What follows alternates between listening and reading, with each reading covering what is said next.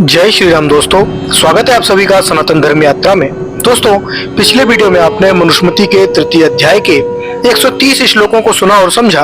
अब आइए चलते हैं मनुस्मृति के तृतीय अध्याय के 131वें श्लोक से लेकर 150वें श्लोक तक, और आज इन श्लोकों को सुनने और समझने का प्रयास करेंगे। तो आइए सबसे पहले देखते हैं 131वां श्लोक। इसमें लिखा है, सहस्त्रम ही सहस्त्राणाम मनुष्या यत्र भुंजते एक स्थान मंत्रवित प्रीता सर्वनिर्हति धर्मतः। अर्थात यत्र, जिस श्राद्ध में अनुचाम वेदों को न जानने वाले सहस्त्राणाम ही सहस्त्रम हजारों का गुना 1000 अर्थात 10 लाख ब्राह्मण भी भुंकते भोजन करते हैं, तान सर्वान प्रीतः एक मंत्रवित्र धर्मता अहरति। उन सब की तुलना में भोजन आदि से संतुष्ट हुआ एक वेद का विद्वान ब्राह्मण धर्मात्मा होने के कारण अधिक फल देता है। उसके बाद 132वां श्लोक है। इसमें लिखा है, ज्ञानोत्कृष्टाय देयानि कव्यानि च हर्वीषि च नाहि हस्ताभृगी अग्धो रुदि रेव शुद्ध्यतः। अर्थात हवीषि च कव्यानि, हव्य और कव्य ज्ञानोत्कृष्टाय देयानि उत्तम ज्ञानी व्यक्ति को ही देने चाहिए ही, क्योंकि असृग दिग्धो हस्तो खून से सने हाथ रुधिरेण एव न शुष्यत, खून से धोने से शुद्ध नहीं होते। अर्थात मूर्खता में किए गए पापों की शुद्धि मूर्ख व्यक्तियों को जिवाने से नहीं हो सकती, यह तो ज्ञानी व्यक्तियों को जिवाने से होती है। उसके बाद 133वां श्लोक है, यावतो प्रस्ते प्राशान हव्य कव्येन मंत्रवित तावतो वृष्टे प्रत्य दीप्त सुलिष्ट योग गुणान। अर्थात अमंत्रवित वेद को न जानने वाला ब्राह्मण हव्य कव्येषु हव्य कव्यों में यावता आसन ग्रसते, जिस ग्रास खाता है, प्रेत्य मरकर श्राद्ध करने वाला तावतः उतने ही सीप्त सुलिष्ट अयोगुणान तपे हुए दुधारे अस्त्रों और लोहे के गोलों को खाता है। अर्थात उसे इतने भयंकर कष्ट मिलते हैं। उसके बाद 134वां और 135वां श्लोक है। इसमें लिखा है, ज्ञान निष्ठा द्विजा कीर्तियो अपनिष्ठा तथा परे तपः स्वाध्याय निष्ठाश्च कर्म निष्ठा अस्त अपरे ज्ञान निष्ठेषु कव्यानि प्रतिष्ठाप्यानि यत्नतः हत्यानि तु यथा न्याय सर्वेश चतुर्वशी। अर्थात केचित् द्विजः, कोई ब्राह्मण ज्ञान निष्ठा ज्ञान साधना में तल्लीन रहने वाले हैं, तथा और अपरे तपोनिष्ठा कुछ दूसरे तपस्या में संलग्न रहते हैं, चा और तप स्वाध्याय निष्ठा कुछ तपस्या और वेद के स्वाध्याय में प्रयत्नशील रहने वाले हैं, तथा अपरे कुछ दूसरे कर्म निष्ठा यज्ञादि कर्मों में लगे रहने वाले हैं। इस प्रकार ये 4 प्रकार के ब्राह्मण हैं। कव्यानि, श्राद्ध संबंधी दान सत्कार यत्न पूर्वक ज्ञान निष्ठेषु ज्ञानी ब्राह्मणों को ही प्रतिष्ठाप्यानि देने चाहिए। हव्यानि तु, और देव कर्म संबंधी दान सत्कार तो सर्वेषु एव चतुर्षु अपि यथा अन्यायम, सभी 4 प्रकार के ब्राह्मणों को यथा योग्यता के अनुसार दे देने चाहिए। उसके बाद 136वां और 137वां श्लोक है। इसमें लिखा है, अत्रोत्रियो पितः यस्य पुत्र स्यात् वेद पारगः अत्रोयोता पुत्रः स्यात् पिता स्यात् वेद पारगः ज्यामस्य अयोविद्यादस्य स्यात् क्षत्रिय पितः मंत्र संपूजनार्थ तु सत्कारमित अहोर्मति।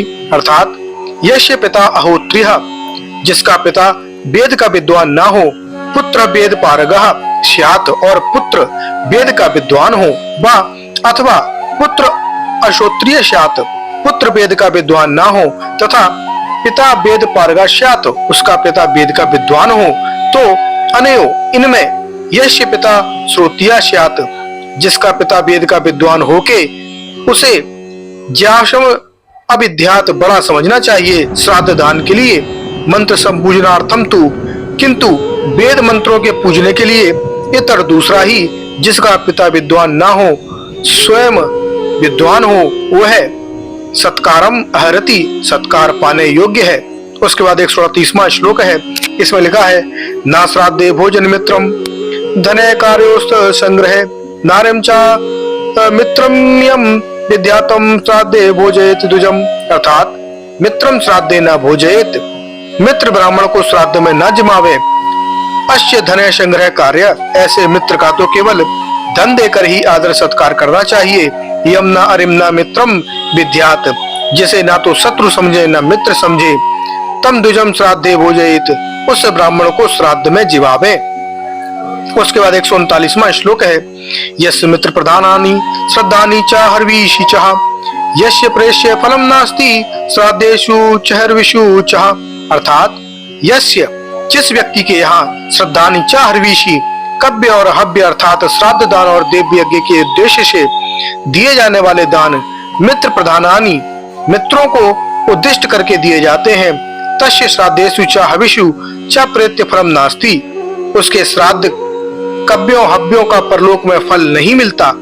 उसके बाद 140वां श्लोक है, या संगतानि कुरुते मोहा छंद्र मानवः सा स्वर्गाच्यवते लोका छिद्र मित्रो द्वजाधम। अर्थात या मानवा, जो मनुष्य मोह भावना में आकर श्राद्धेन संगतानि कुरुते, श्राद्ध के द्वारा मित्रों को प्रसन्न करता है, या श्राद्ध में मित्रों को जिमा अपनी मित्रता को सुदृढ़ करता है, स द्विजा अधम श्राद्ध मित्रा, वह द्विजों में नीच श्राद्ध में मित्रता बनाने वाला व्यक्ति है। स्वर्गात लोकात चव्यते, स्वर्ग लोक के अधिकार से पतित हो जाता है। उसके बाद 141वां श्लोक है, संभोजनी सहमिता पैसाची दक्षिणा द्विजय यह वास्ते तू सालों के गौरधे बैक बेशमनी। अर्थात द्विजय विद्वानों ने सा संभोजनी दक्षिणा, मित्रों को भोजन और दान के रूप में दी जाने वाली उस दक्षिणा को पैसाची अभिहिता, पिशाचों द्वारा की जाने वाली क्रिया कहा है। तू और अंधा गौ एक बेशमनी इव, जैसे अंधी गाय एक घर में ही पड़ी रहती है, कहीं इधर उधर नहीं जा सकती, ऐसे ही शाह वह दान क्रिया यह लोके आस्ते, इसी लोक में रह जाती है, अर्थात परलोक में जाकर शुभ फल नहीं देती।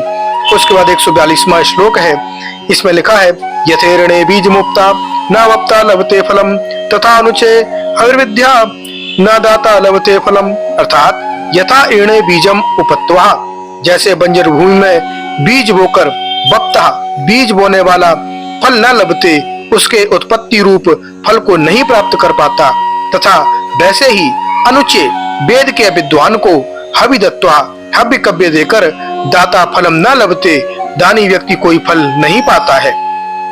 उसके बाद 143वां श्लोक है, इसमें लिखा है, धातुन प्रतिगृहीत कुरुते फल भागिनः विदुषे दक्षिणाम दत्त्वा विधिवत प्रेत्य चेह चा। अर्थात विधिवत विदुषे दक्षिणाम दत्त्वा, दाता व्यक्ति विधि पूर्वक विद्वान व्यक्ति को दक्षिणा देकर दातृंचा प्रीत ग्रहितन, दान देने वालों और दान लेने वालों दोनों को प्रेत्य यह फल भागिना कुरुते, परलोक में और इस लोक में दोनों ही जगह फल का भागी बनाता है।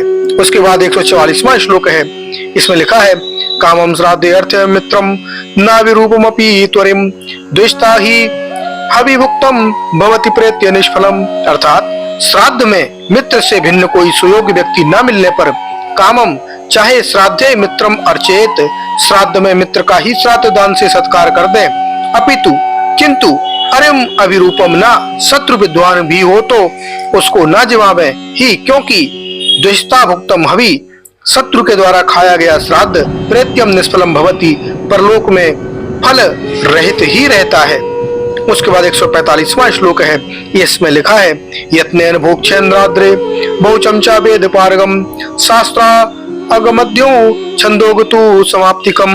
अर्थात श्राद्ध में बहुऋचम, जो बहुत ऋचाओं मंत्रों का ज्ञाता हो, वेद पारगम, जो वेदों में पारंगत हो, शाखांत गम, जो वेदों की शाखाओं ब्राह्मण उपनिषदों का ज्ञाता हो, अथ तत्वा अर्थगम, यज्ञों का ज्ञाता ऋत्विज हो, छंदोगतु समाप्तिकम, जिसने वेदों का आद्यांत पढ़ा हो, ऐसे ब्राह्मण को यत्नेन भोजयेत, यत्न पूर्वक जिमावे। उसके बाद 146वां श्लोक है, इसमें लिखा है, एवा मन्यतमो यश्म भुंजीत श्राद्ध मर्चितः पितृणाम तस्य तृप्ति स्या गच्छति साप्त पौरुषी। अर्थात एशाम अन्यतम अर्चितः, इनमें जैसा कि तीसरे अध्याय के 145वें श्लोक में बताया गया है, से कोई भी एक भी ब्राह्मण पूजित होकर यश श्राद्धम भुंजीत, जिसके श्राद्ध को खाता है, तस्य पितृणाम सप्त पौरुषी शाश्वती तृप्ति स्यात्, उस श्राद्ध देने वाले के पितरों की 7 पीढ़ी तक निरंतर तृप्त होती है। उसके बाद 147वां श्लोक है, एव वै प्रथम कल्प प्रदाने हव्य कव्यो अनुकल्पम स्तव्यम श्रेय सदा संधि अनुष्ठिता। अर्थात हव्य कव्यो प्रदाने, हव्य कव्यों के देने में, ऐसा वह प्रथम कल्प, यह ऊपर वर्णित विधान प्रथम कोटि का मान्य विधान है। सदा सदैव अनुष्ठिता अयम अनुकल्पम जेय, सदा श्रेष्ठ विद्वानों के द्वारा किए जाने वाला द्वितीय कोटि का श्राद्ध संबंधी विधान निम्न है। उसके बाद 148वां श्लोक है, इसमें लिखा है, मातामह मातुलम चाह स्वस्त्रियम स्वसुरम गुरुम दोहित्रम विपतिम बंधु मित्र गाज्यो चा भोजयेत। अर्थात मातामहम नाना को, मातुलम मामा को, स्वस्त्रियम भांजे को, स्वसुरम ससुर को, गुरुम गुरु को, दोहित्रम देवते को, बिटपतिम दामाद को, बंधुम बंधु बांधवों को, चा और ऋत्विक याज्यो, ऋत्विक तथा यज्ञकर्ता को भी भोजयेत श्रद्ध में जिमा देवे, यानी श्राद्ध में जिमा देवे। उसके बाद 149वां श्लोक है, इसमें लिखा है, नाम ब्राह्मणम परिच्छेते दैवे कर्मणि धर्मवित पिज्ये कर्मणि तु प्राप्ते परिच्छेते प्रयत्नतः।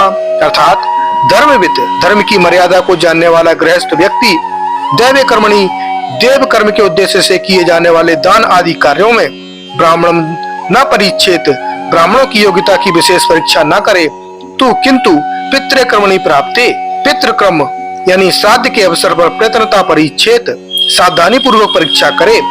उसके बाद 150वां श्लोक है, श्राद्ध में अपाक्ते है ब्राह्मण। इसमें लिखा है, ये स्तेन पति क्लीवः ये चा नास्तिक कृतवया तान हव्य कव्येन विप्रानहम मनुर ब्रवीत। अर्थात ये स्तेन पतिता क्लीवः, जो चोर पतित नपुंसक है, चा और ये नास्तिक कवृत्यः, जो नास्तिक स्वभाव वाले हैं, तान विप्रान इन ब्राह्मणों को हव्य कव्यो यानी हव्य कव्य देने के लिए मनु अनरान अनुब्रवीत, मनु ने अयोग्य कहा है। तो दोस्तों अभी मैं आपको यहाँ पर एक बात और बता दूं कि 150वां श्लोक तो आप देख ही रहे हैं कि यहाँ पर लिखा है कि मनु ने अयोग्य कहा है। इसका मतलब साफ साफ है कि ये प्रक्षेपित है, क्योंकि मनु जब स्वयं कह रहे हैं तो वो कभी ऐसा नहीं कहेंगे कि मनु ने ये कहा है। दूसरी बात यह है कि यहाँ पर श्राद्ध कर्म की बात चल रही है और श्राद्ध कर्म को मनु ने कभी भी नहीं माना है। श्राद्ध कर्म में मनु का मानना यह है कि जीवित रहते हुए माता पिता की सेवा शुश्रूषा करना, लेकिन यहाँ पर माता पिता के मरने के बाद उनके श्राद्ध कर्म करने की बात की जा रही है, ताकि माता पिता को स्वर्ग में यानी कि परलोक में फल प्राप्त हो। तो ये भी श्लोक प्रक्षिप्त हैं जितने भी मैंने अभी आपको बताए हैं, और अभी यहाँ पे अनुशीलन नहीं आई है, तो आगे आने वाले श्लोकों के बाद जब अनुशीलन आएगी तो अभी तक जो भी श्लोक चल रहे हैं ये सारे के सारे प्रक्षेपित हैं, क्योंकि इसमें परलोक की भी बात आ गई है, दूसरा इसमें मनु के द्वारा बताया गया ऐसी भी बात आ गई है, तीसरा इसमें श्राद्ध कर्म की बात आ गई है, चौथा इसमें ब्राह्मण होने के बावजूद भी कहा गया है कि वो वेद ज्ञाता नहीं है, जबकि मनु साफ साफ कहते हैं कि वेद ज्ञाता को ही ब्राह्मण कहा जाता है, अन्य को नहीं। तो ये सारे श्लोक इस कारण से प्रक्षेपित हैं, जो कि आगे आने वाले श्लोकों में आप देखेंगे। तो दोस्तों ये जानकारी आपको कैसी लगी कृपया कमेंट बॉक्स में अवश्य बताइए। बने रहिए सनातन धर्म यात्रा के साथ और लेते रहिए रोचक एवं धार्मिक जानकारियां प्रमाणों के साथ। धन्यवाद। जय श्री राम।